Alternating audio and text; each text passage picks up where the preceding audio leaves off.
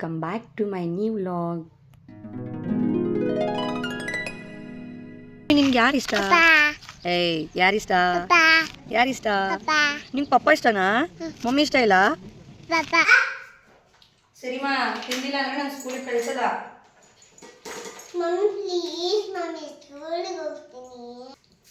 ಮತ್ತೆ ಬೇಗ ಬೇಗ ತಿಂದ್ರೆ ಸ್ಕೂಲಿಗೆ ಕಳಿಸೋದಿಲ್ಲ ಅಂದ್ರೆ ನಾನು ಕಳಿಸಲ್ಲ.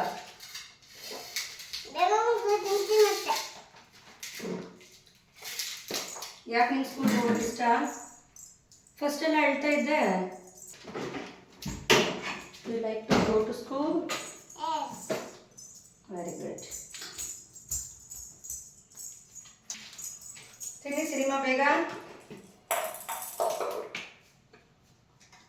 ಇವತ್ತು ಸಿರಿ ಲಂಚ್ ಬಾಕ್ಸ್ಗೆ ವಾಟರ್ ಮೆಲನ್ ಹಾಕ್ತಾಯಿದೆ. ವಾಟರ್ ಮೆಲನ್ ಅವಳ ಫೇವ್ರೇಟ್, ಆಲ್ವೇಸ್ ಫೇವ್ರೇಟ್. ಅವಳಿಗೆ ಯಾವಾಗ ಕೊಟ್ಟರು ತಿಂತಾಳೆ, ಅಷ್ಟು ಇಷ್ಟ ಅವಳಿಗೆ ವಾಟರ್ ಮೆಲನ್ನು. ಹಾಗಾಗಿ ವಾಟರ್ ಮೆಲನ್ ಹಾಕ್ತಿದ್ದೆ. ಮಕ್ಕಳಿಗೆ ಏನು ಇಷ್ಟನೋ ಅದನ್ನೇ ಹಾಕಬೇಕಲ್ವ ನಾವು. ಹಾಗಾಗಿ ಆ್ಯಂಡ್ ಇಷ್ಟು ದಿವಸ ಫಸ್ಟೆಲ್ಲ ಸಿರಿ ಸ್ಕೂಲ್ಗೆ ಹೋಗೋದಕ್ಕೆ ನಾನು ಸ್ಕೂಲಿಗೆ ಹೋಗಲ್ಲ ಅಂತ 1 ವೀಕ್ ಅಳ್ತಾ ಇದ್ಲು. ಬಟ್ ಇವಾಗ ಉಲ್ಟಾ ಆಗೋಗ್ಬಿಟ್ಟಿದೆ. ಅವಳು ತಿಂದಿಲ್ಲ ಅಂದರೆ ನಾನು ನಿಮ್ಮ ಸ್ಕೂಲಿಗೆ ಕಳಿಸಲ್ಲ ಅಂತ ಹೇಳಿ ನಾನೇ ಬ್ಲ್ಯಾಕ್ ಮೇಲ್ ಮಾಡ್ತಾ ಇರ್ತೀನಿ. ಬಟ್ ಅವಳು ಸ್ಕೂಲ್ಗೆ ಹೋಗೋದಕ್ಕೆ ಅಷ್ಟು ಇಷ್ಟಪಡ್ತಾಳೆ. ಅದು ಹೇಗೆ ಬದಲಾಗ್ಬಿಡುತ್ತೆ. ಸ್ಟಾರ್ಟಿಂಗಲ್ಲಿ ಮಕ್ಕಳು ಒಂದು ವಾರ ಸ್ಕೂಲ್ಗೆ ಹೋಗೋದಕ್ಕೆ ಹೇಳ್ತಾರೆ. ಆಮೇಲೆ ಅವ್ರಿಗೆ ಸ್ಕೂಲ್ ಅಂದ್ರೇ ಲೈಫ್ ಆಗೋಗ್ಬಿಡುತ್ತೆ. ಸ್ಕೂಲ್ಗೆ ಹೋಗೋದಕ್ಕೆ ಅಷ್ಟು ಇಷ್ಟ ಆಗುತ್ತೆ ಮಕ್ಕಳಿಗೆ. ಮಾರ್ನಿಂಗ್ ಟೈಮು ಈ ಮಕ್ಕಳನ್ನ ಸ್ಕೂಲಿಗೆ ರೆಡಿ ಮಾಡಿ ಕಳಿಸೋದು ಒಂದು ಬ್ಯುಸಿ ಶೆಡ್ಯೂಲ್ ಅಂತೇಳಿ ಹೇಳ್ಬೋದು. ಎಷ್ಟು ಬೇಗ ಟೈಮ್ ಆಗೋಗ್ಬಿಡುತ್ತೆ ಅಂದರೆ ಹೇಳೋಕ್ಕೆ ಆಗಲ್ಲ. ಟೈಮ್ ಅನ್ನೋದು ಓಡ್ತಾನೇ ಇರುತ್ತೆ. ಎವ್ರಿ ಡೇ ಸೇಮ್ ರೊಟೀನ್ ಇರುತ್ತೆ. ಸಿರಿಗೆ ಬೇಗನೆ ಎಬ್ಬಿಸಿ ಫ್ರೆಶ್ ಅಪ್ ಮಾಡಿ ಆ್ಯಂಡ್ ಅವಳಿಗೆ ಬ್ರೇಕ್ಫಾಸ್ಟ್ ಕೊಟ್ಬಿಟ್ಟು ಆಮೇಲೆ ರೆಡಿ ಮಾಡಿ ಸ್ಕೂಲಿಗೆ ಕಳಿಸ್ತಾ ಇರ್ತೀವಿ. ಆ್ಯಂಡ್ ಈ ಒಂದು ಬ್ಯುಸಿ ಶೆಡ್ಯೂಲಲ್ಲಿ ಮನೆಯಲ್ಲಿರೋರು ಎಲ್ಲರೂ ಕೂಡ ಸಪೋರ್ಟಿವ್ ಆಗಿರಬೇಕಾಗುತ್ತೆ. ಸಮ್ ಟೈಮ್ ನಾನೇನಾದರೂ ಮಗುಗೆ ರೆಡಿ ಮಾಡ್ತಾ ಇರುವಾಗ ನನ್ನ ಹಸ್ಬೆಂಡ್ ಕೂಡ ಸಿರಿಗೆ ತಿನ್ನಿಸ್ತಾ ಇರ್ತಾರೆ. ಸೊ ಹೇಗೋ ಮ್ಯಾನೇಜ್ ಆಗುತ್ತೆ. ಆದರೂ ಕೂಡ ನಾನು ಆ್ಯಸ್ ಎ ಟೀಚರಾಗಿ ವರ್ಕ್ ಮಾಡುವಾಗ ಮಕ್ಕಳು ಸ್ಕೂಲ್ಗೆ ಲೇಟಾಗಿ ಬರುವಾಗ ನಮಗೆ ಆದರೂ ವ್ಯಾಲ್ಯೂ ಗೊತ್ತಾಗ್ತಾ ಇರಲಿಲ್ಲ. ಬಟ್ ಇವಾಗ ಎಷ್ಟೇ ಬೇಗ ಎಬ್ಬಿಸಿ ಮಕ್ಕಳಿಗೆ ರೆಡಿ ಮಾಡಿದ್ರೂ ಕೂಡ ಟೈಮ್ ಆಗೋಗ್ಬಿಡುತ್ತೆ. 8:30 ನಾವಲ್ಲಿ ಇರಬೇಕು. ಬಟ್ 8:30ಗೆ ನಾವು ಇಲ್ಲಿಂದ ಹೊರಡೋ ಥರ ಆಗುತ್ತೆ. ಚಿಕ್ಕ ಮಕ್ಕಳು ಬೇರೆ ಬೇಗ ತಿನ್ನಲ್ಲ. ಸೊ ಅದ್ರ ವ್ಯಾಲ್ಯೂ ಇವಾಗ ಗೊತ್ತಾಗ್ತಾ ಇರುತ್ತೆ. ಏನೇ ಹೇಳಿ ನಾವು ಆ ಒಂದು ಪರಿಸ್ಥಿತಿನಲ್ಲಿ ಇದ್ದಾಗಲೇ ನಮಗೆ ಅದರ ವ್ಯಾಲ್ಯೂ ಅನ್ನೋದು ಗೊತ್ತಾಗೋದು. ಸೊ ನಾನು ಟೀಚರಾಗಿ ವರ್ಕ್ ಮಾಡುವಾಗ ಮಕ್ಕಳು ಲೇಟಾಗಿ ಬಂದಾಗ ಅದ್ರ ವ್ಯಾಲ್ಯೂ ನಮ್ಗೆ ನಿಜಕ್ಕೂ ಗೊತ್ತಾಗ್ತಾ ಇರಲಿಲ್ಲ. ಬಟ್ ಇವಾಗ ಎಷ್ಟೊಂದು ಸತಿ ಅಂದ್ಕೊಳ್ತೀನಿ, ಎವ್ರಿ ಡೇ ಅಂದ್ಕೊಳ್ತೀನಿ, ಹೌದಲ್ವಾ ಸೇಮ್ ಸಿಕ್ಯುವೇಶನ್. ಮಕ್ಕಳು ಲೇಟಾಗಿ ಬಂದಾಗ ಅವ್ರಿಗೂ ಕೂಡ ಇದೇ ಥರ ಆಗ್ತಾಯಿತ್ತು ಅಂತ ಹೇಳಿ. ಸೊ ಆದಷ್ಟು ಬೇಗ ರೆಡಿ ಮಾಡೋದಕ್ಕೆ ಟ್ರೈ ಮಾಡ್ತೀನಿ. ಆದರೂ ಕೂಡ ಚಿಕ್ಕ ಮಕ್ಕಳು ಬೇಗ ತಿನ್ನಲ್ಲ. ಸೊ ಹಾಗೆ ಟೈಮ್ ಆಗ್ತಾ ಇರುತ್ತೆ ಎವ್ರಿ ಡೇ. ಬಟ್ ಇನ್ನು ಚಿಕ್ಕವರಲ್ವ, ಪ್ರಿ ನರ್ಸರಿ LKG UKGನಲ್ಲಿ ಓಕೆ. ಬಟ್ ಆದಷ್ಟು ಟೈಮ್ ಫಾಲೋ ಅಪ್ ಮಾಡಬೇಕಾಗತ್ತೆ. ನಾವು ಇವಾಗಿನ ಮಕ್ಕಳಿಗೆ ಟೈಮ್ ಸೆನ್ಸ್ ಅನ್ನೋದನ್ನು ಕಲಿಸಿದ್ರೆ ನೆಕ್ಸ್ಟು ಅವರು ಅದೇ ಒಂದು ಡಿಸಿಪ್ಲಿನನ್ನು ಕಲ್ತ್ಕೊಳ್ತಾರೆ. ಆ್ಯಂಡ್ ನಾನು ಇಷ್ಟು ಬ್ಯುಸಿ ಶೆಡ್ಯೂಲಲ್ಲಿ ಸಿರಿಗೆ ರೆಡಿ ಮಾಡ್ತಾಯಿದ್ರೆ ಅದರಲ್ಲಿ ಆರ್ವಿ ಕೂಡ ನಾನು ಕೂಡ ಸ್ನಾನ, ನಾನು ಸ್ಕೂಲು ಅಂತ ಹೇಳಿ ಅವಳು ಕೂಡ ಹಠ ಮಾಡ್ತಾ ಇರ್ತಾಳೆ ಸ್ಕೂಲ್ಗೆ ಹೋಗೋದಕ್ಕೆ. ಸೊ ಎವ್ರಿ ಡೇ ಹಾಗೆ ಅವಳನ್ನು ಮೋಟಿವೇಟ್ ಮಾಡಿಬಿಟ್ಟು ಸಿರಿನ ಡ್ರಾಪ್ ಮಾಡಿಬಿಟ್ಟು ಬರೋದಕ್ಕೆ ಹೋಗ್ತೀವಿ. ಸಿರಿದು ಅಫಿಷಿಯಲ್ ನೇಮು ಮಿಶಿತಾ. ಇವಾಗ ಸ್ಕೂಲಲ್ಲೆಲ್ಲ ಮಿಶಿತಾ ಅಂತಲೇ ಕರೆಯೋದು. ಬಟ್ ನಮಗೆ ರೂಢಿಯಾಗಿ ಹೋಗ್ಬಿಟ್ಟಿದೆ. ಹುಟ್ಟಿದಾಗಿಂದ ಇಲ್ಲಿವರೆಗೂ ನಾವು ಮನೆಯಲ್ಲಿ ಸಿರಿ ಅಂತ ಹೇಳಿ ಕರೆದು ಅದೇ ರೂಢಿಯಾಗಿದೆ. ಸ್ವಲ್ಪ ಟೈಮ್ ಬೇಕಾಗುತ್ತೆ ಚೇಂಜಸ್ ಮಾಡ್ಕೊಳ್ಳೋದಕ್ಕೆ. ಇದು ಯಾರು ಗೀಚಿರೋದು ಈ ಥರ ಎಲ್ಲ? ಗುಡ ಯಾರು ಗೀಚಿರೋದು? ಯಾರಾದರೂ ನೋಡಿ ಹೆಂಗೆ ಮಾಡಿದ್ದೀರಾ? ನೀನು ಯಾರು ಗೀಚಿದ್ದು? ಅಯ್ಯೋ ನಾಚಿಕೆ ಆಯ್ತಾ? ಹೇಳು, ಪರವಾಗಿಲ್ಲ. ಯಾರು ಗಿಚ್ಚಿದ್ದು ಹೇಳು ಮೋನೆ.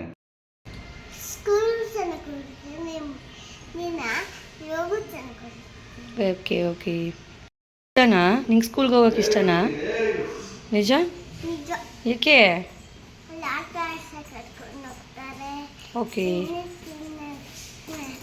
ಓಹೋ ಬಾಯ್.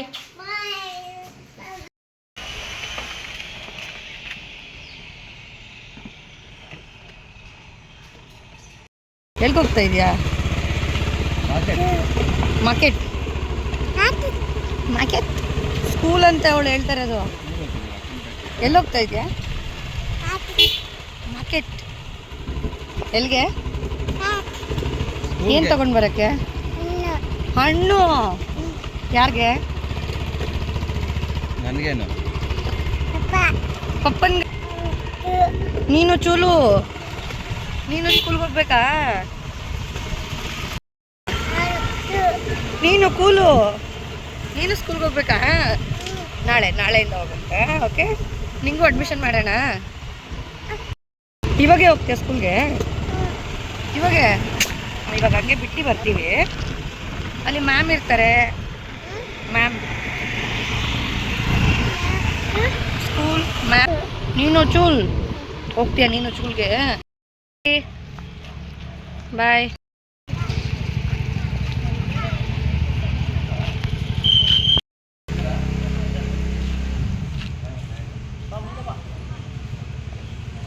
ಬಾಯ್ ಶ್ರೀ, ಇಲ್ಲಿದ್ದೀನಿ. ಬಾಯ್.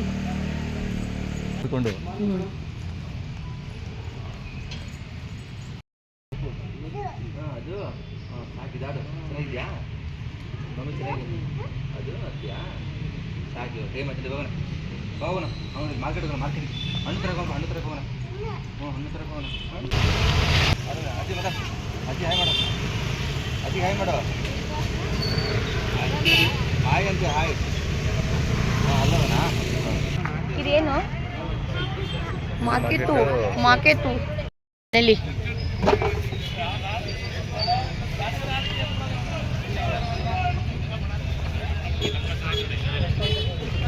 ಯೂಶ್ವಲಾಗಿ ಆಲ್ವೇಸ್ ನನ್ನ ಹಸ್ಬೆಂಡೇ ಬರ್ತಾರೆ ಮಾರ್ಕೆಟ್ಗೆ.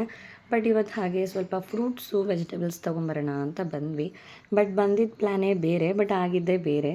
ನಾನು ಜಸ್ಟ್ ಫ್ರೂಟ್ಸು ಒಂದು ಸ್ವಲ್ಪ ವೆಜಿಟೇಬಲ್ಸ್ ತೊಗೊಂಬರೋದು ಅಂತ ಒಂದು ಬ್ಯಾಗ್ ಮಾತ್ರ ತೊಗೊಂಡು ಬಂದೆ.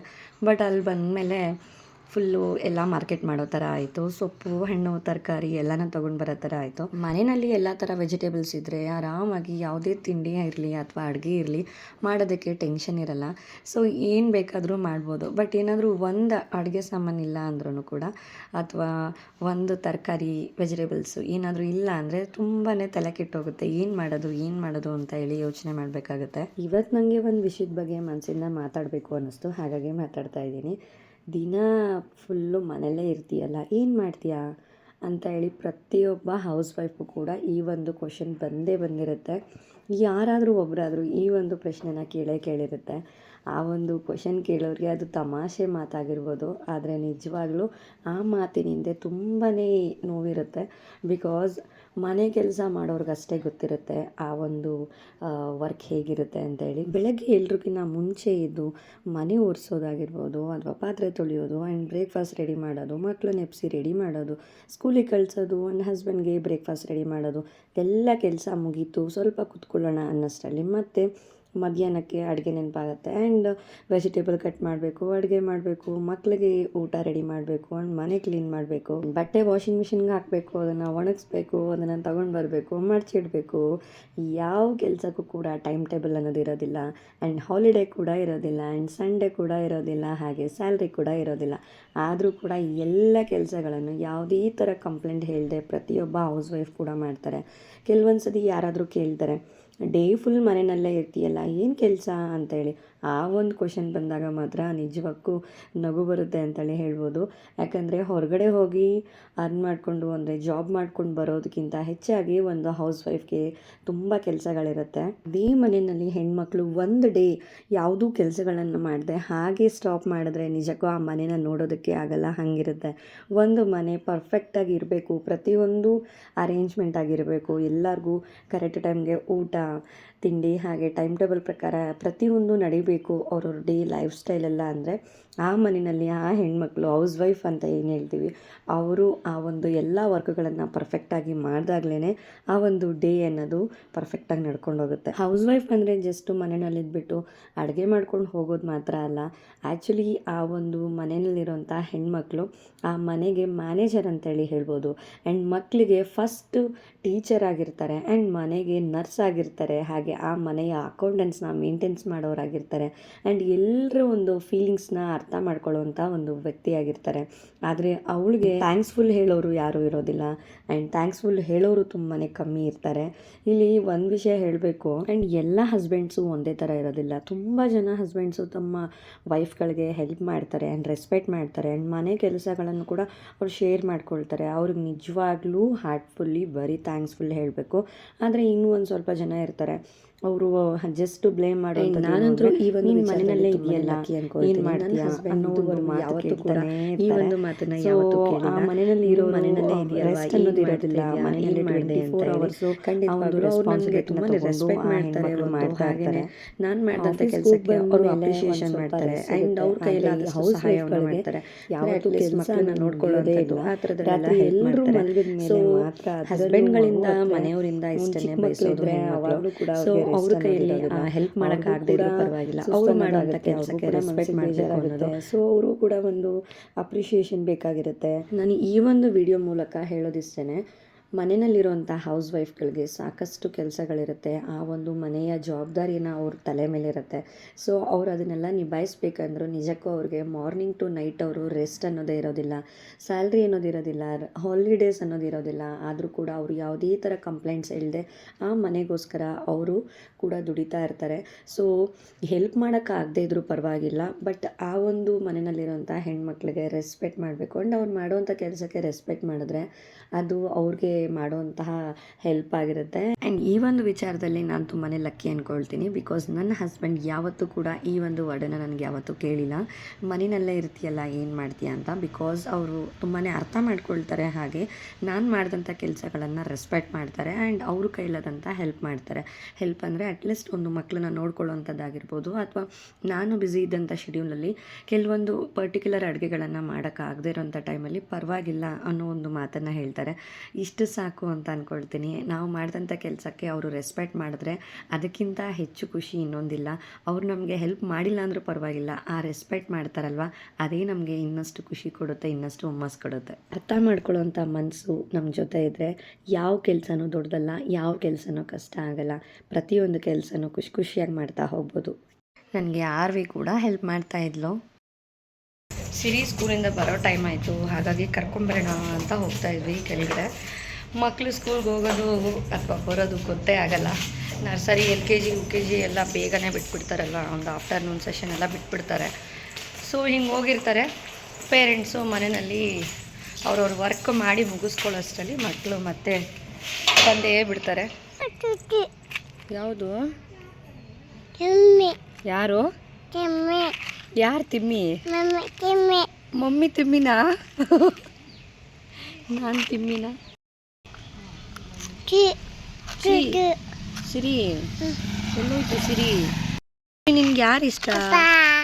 ಏಯ್ ಯಾರಿಷ್ಟ? ಯಾರಿಷ್ಟ? ನಿಂಗೆ ಪಪ್ಪ ಇಷ್ಟನಾ? ಮಮ್ಮಿ ಇಷ್ಟ ಇಲ್ಲ? ಪಪ್ಪ ಇಷ್ಟನಾ? ಪಪ್ಪ ಮಗಳು. ನಿನ್ಗೆ ಯಾರಿಷ್ಟ? ಬಳೆ ಮನೇಲಿದೆ. ನೀವು ಇಷ್ಟು ಚಿಕ್ಕವರಿದ್ದೀರಾ, ಬಳೆ ಬೇಕಾ ನಿಮಗೆ? ಇಷ್ಟ? ನಿನ್ಗೆ ಯಾರಿಷ್ಟ? ಪಪ್ಪ ಇಷ್ಟ. ನೀನು ಯಾರ ಮಗಳು? ಪಪ್ಪ ಮಗಳು ಮಗಳು? ಪಪ್ಪ ಮಗಳು. ಮತ್ತು ನನ್ನ ಮಗಳು ಯಾರು? ಸಿರಿ. ನನ್ನ ಮಗಳು ಯಾರು? ಕಾವು ಕಾವು ಅಕ್ಕ ಸ್ಕೂಲ್.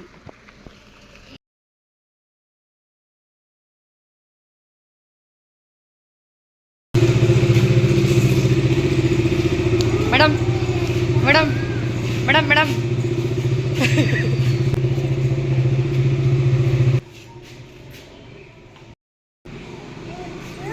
ಅಕ್ಕ ಸ್ಕೂಲಿಂದ ಬಂತಾ? ನಡೀರಿ ಹೋಗೋಣ. ಚಾಕಿ ತಂದಿಲ್ಲ, ನಾನೇ ಕೊಡ್ತೀನಿ ನಡಿ. ಚಾಕಿ ತಂದಿಲ್ಲ, ಬನ್ನಿ ಹೋಗೋಣ. ಸಿರಿ ಸ್ಕೂಲಿಂದ ಬಂದಿದ ತಕ್ಷಣ ಶೂ ಸಾಕ್ಸ್ ಎಲ್ಲ ರಿಮೂವ್ ಮಾಡಿ ಅವಳೇ ಎತ್ತಿಡೋದನ್ನು ಅಭ್ಯಾಸ ಮಾಡಿಸಿದ್ದೀನಿ. ಹಾಗಾಗಿ ಅವಳೇ ಎತ್ತಿಟ್ಬಿಟ್ಟು ಬಂದು ಹಾಗೆ ಅವಳು ಒಬ್ಬಳೇ ಹೋಗಿ ಸ್ನಾನ ಮಾಡ್ಕೊಂಡು ಕೂಡ ಬರ್ತಾಳೆ. ಬಿಕಾಸ್ ಸ್ಕೂಲಿಗೆ ಹೋಗಿ ಬಂದಂಥ ಮಕ್ಕಳಿಗೆ ಇನ್ಫೆಕ್ಷನ್ ಜಾಸ್ತಿ, ಹಾಗಾಗಿ ಸ್ಕೂಲಿಂದ ಬಂದಮೇಲೆ ಇನ್ನೂ ಒಂದು ಸರಿ ಸ್ನಾನ ಮಾಡ್ಕೊಂಡು ಬರ್ತಾಳೆ. ಆ್ಯಂಡ್ ಅವರು ಫ್ರೆಶ್ ಅಪ್ ಆಗಿ ಬರೋ ಅಷ್ಟರಲ್ಲಿ ನಾನು ಇಬ್ಬರು ಮಕ್ಳಿಗೂ ಕೂಡ ಕಿಚಡಿ ರೆಡಿ ಮಾಡಿದ್ದೆ. ಇಬ್ರಿಗೂ ಕೂಡ ಊಟ ಮಾಡಿಸಿ ಮಕ್ಕಳಿಗೆ ಮಧ್ಯಾಹ್ನ ಮಲಗಿಸ್ದೆ. ಬಿಕಾಸ್ ಬೆಳೆಯುವಂಥ ಮಕ್ಕಳು ಚೆನ್ನಾಗಿ ನಿದ್ದೆ ಮಾಡಬೇಕಾಗತ್ತೆ, ಅವರ ಗ್ರೋತ್ ಕೂಡ ಚೆನ್ನಾಗಿರುತ್ತೆ. ಹಾಗೆ ಅವ್ರು ಎದ್ದೋಳೋ ಅಷ್ಟರಲ್ಲಿ ಅಮೂಲ್ ಫ್ರೆಂಚ್ ಫ್ರೈಸ್ನ ತರಿಸ್ಬಿಟ್ಟು ಆರ್ವಿ ಹೆಂಗಿದೆ? ರೆಡಿ ಮಾಡಿದೆ. ಸೂಪರ್ ಆಗಿದೆಯಾ? ಇಲ್ಲ ಹೇಳು.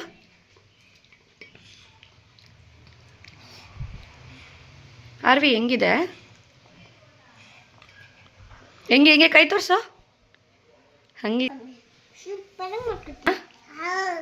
ಸೂಪರ್ ಆಗಿದೆಯಾ?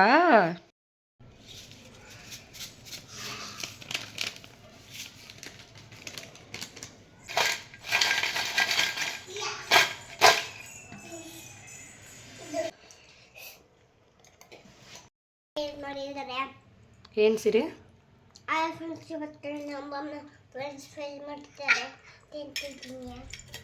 ಹೆಂಗಿದೆ?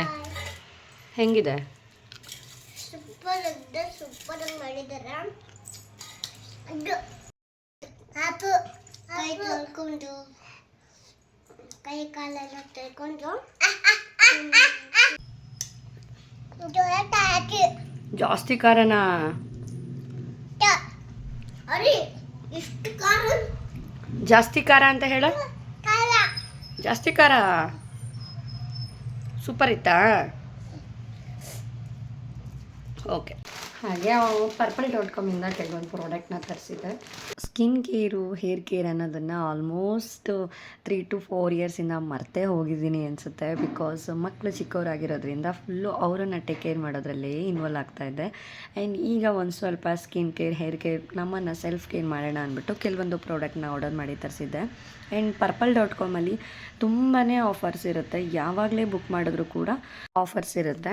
ಅಂದರೆ ಪ್ರತಿಯೊಂದು ಪ್ರಾಡಕ್ಟ್ ಮೇಲೂ ಕೂಡ 40%, 50% ಹಾಗೆ 1 ತೊಗೊಂಡ್ರೆ 1 ಫ್ರೀ ಇರುತ್ತೆ. ಹಾಗೆ ತುಂಬಾ ಆಫರ್ಸ್ ಇರುತ್ತೆ. ಪ್ರತಿಯೊಂದು ಪ್ರಾಡಕ್ಟ್ ಮೇಲೂ ಕೂಡ ತುಂಬಾ ಆಫರ್ಸ್ ಇರುತ್ತೆ. ಕೆಲವೊಂದು ಕೂಪನ್ಸ್ ಕೂಡ ಇರುತ್ತೆ. ಆ್ಯಂಡ್ ಇದು ಅಂಡರ್ ಐ ಕ್ರೀಮು, ಡಾರ್ಕ್ ಸರ್ಕಲ್ಸ್ಗೆ ಯೂಸ್ ಮಾಡೋಂಥ ಕ್ರೀಮು. ಆ್ಯಂಡ್ ಹಾಗೆ ಶಾಂಪೂ, ಕಂಡೀಷ್ನರು, ಕೆಲವೊಂದು ಫೇಸ್ ಸ್ಕ್ರಬ್ಬು, ಫೇಸ್ ವಾಶು ಪ್ರತಿಯೊಂದನ್ನು ಆರ್ಡರ್ ಮಾಡಿ ತರಿಸಿದ್ದೆ. ಆ್ಯಂಡ್ ಇಷ್ಟೆಲ್ಲ ಪ್ರಾಡಕ್ಟ್ನ ತೊಗೊಂಡಿದ್ದಕ್ಕೆ ಮಾಮಾ ಅರ್ತ್ ಪ್ರಾಡಕ್ಟ್ ಫೇಸ್ ವಾಶ್ನ ಕಳಿಸಿದ್ರು. ಅದು ಕೂಡ ತುಂಬಾ ಚೆನ್ನಾಗಿತ್ತು. ಹಾಗೆ ನೈಟು ನನ್ನ ಹಸ್ಬೆಂಡ್ ಬಂದಮೇಲೆ ಮಕ್ಕಳು ಶವರ್ಮ ತಿನ್ನಬೇಕು ಅಂದರು. ಹಾಗಾಗಿ ಜಸ್ಟ್ ಔಟ್ಸೈಡ್ ಹೋಗಿದ್ವಿ.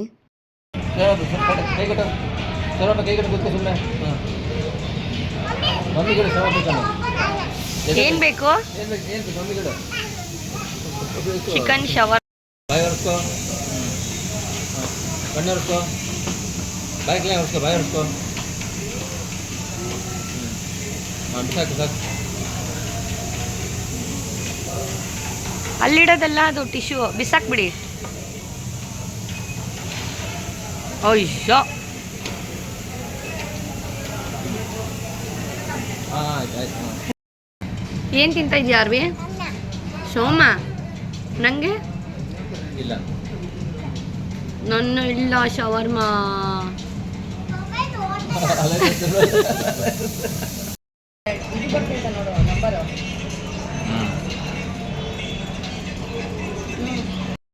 ಅರು ಇಲ್ಲಿ ನೋಡು, ಚೆನ್ನಾಗಿದೆಯಾ?